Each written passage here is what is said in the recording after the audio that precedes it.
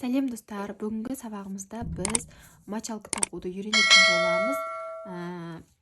Бізге ол үшін ең алдымен дәл осындай жіп керек болады. Бұл кез келген жаңағы тоқыма жіптерін сататын магазиндарда не болмаса строительный базарларда сатуы мүмкін. Осындай жіп аламыз, және де мен бүгін 4-ші номерлі крючокпен тоқып көрейін деп отырмын. Бұны мен де бірінші рет тоқиын деп отырмын. Сондықтан да менімен бірге болыңыздар. Олай болса бастаймыз. Біздің мына бір қабат жібіміз бұл жіңішке болып қалады. Бізге мүмкіндігінше жуанырақ қылып екі қабат алғанымыз дұрыс. Екі қабат алу үшін мына сыртындағы жіпті бір аламыз. Және де ішіне ортасына қарасаңыздар, осылайынан екінші басы көрініп тұрады.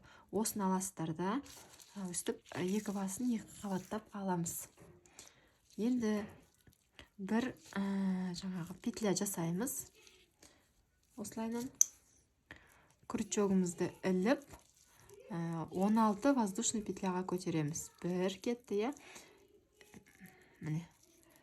1, 2, 3, 4, 5,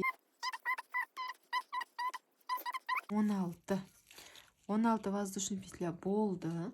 Енді осы жерден тағы да 2 петля для подъема. 1, 2. Енді крючогымызға накид іліп, бірінші қатарды тоқуды бастаймыз. Накид ілеміз. Міне бізде крючок тұр, крючокта жіп тұр. Одан кейін 1, 2, 3-ші жіпке бір петля с накидом тоқимыз. Сонда бізде 2 қатар тоқылды деген сөз. 2 өгетті. Келесі петляға дәл солай петля с накидом тоқимыз. 3 кетті. 4. Дәл осылай қатардың соңына дейін тоқып шығатын боламыз. Қатарымызды соңына дейін тоқып болдық. Енді бір петля для подъема тоқимыз, көтереміз. Тоқымамызды бұрамыз да келесі қатардан бастап, біз келесі қатарда бір петля без накида тоқитын боламыз. 1, 2, 3, 4. Екінші қатарымызды біткеннен кейін бір петля для подъема тоқимыз. Сосын тоқымамызды бұрамыз. Тоқымамызды бұрғаннан кейін, міне, мынау бізде тұрған бірінші петля. Ары қарай екінші петля, үшінші петля. Дәл осылай кете береді. Міне, мынау менің ұзын жібім мына жақта тұр, я. Мен бас бармағыма дәл осылай жіпті іліп аламын. Мына жақты бұлайнан мықтылап ұстаймын, шығып кетпеу керек бұлайнан. Енді бірінші петляға дәл осылай ұстап тұрып, мына жіптің үстінен крючогымды қоямын да, бірінші тұрған петля, жаңа мен көрсеткен бірінші петляға крючогымды салып, жұмыс жібін іліп шығарамын. Сосын петля без накида тоқимын ары қарай. Бұлайнан. Менде мынандай шашақ пайда болды. Келесі тағы да бір рет тура солай ілеміз. Екінші петляға енді жұмыс жібінің жаңағы үстінен крючогымды қоямын да, енді мына жерде тағы да екінші петля тұр. Осы екінші петлядан да дәл осылай іліп петля без накида тоқитын боламын.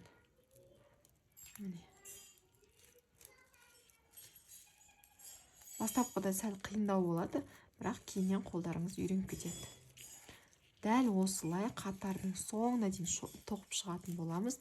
Қатардың соңында бізде мынандай шашақтан 16 тал болу керек. Яғни бізде 16 жіп тоқылып жатса, демек 16 осындай шашақ пайда болуы керек қатардың соңында.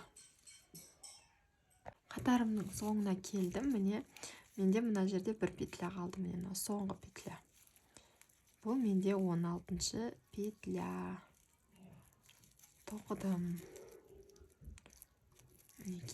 Міне, санаймыз енді.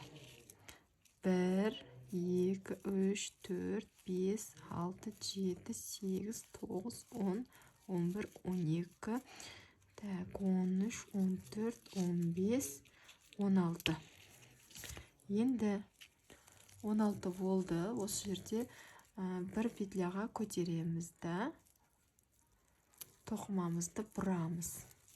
Келесі төртінші қатарды тоқимыз. Төртінші қатарды да дәл солай, үшінші қатар сияқты осылайынан аламыз да түбінде тұрған петляға тоқимыз. Бір кетті, екі, міндетті түрде санап отырған дұрыс, себебі шатасып қалмайсыздар. Дәл осылай бұл қатарды да қатардың соңына дейін тоқып шығатын боламыз.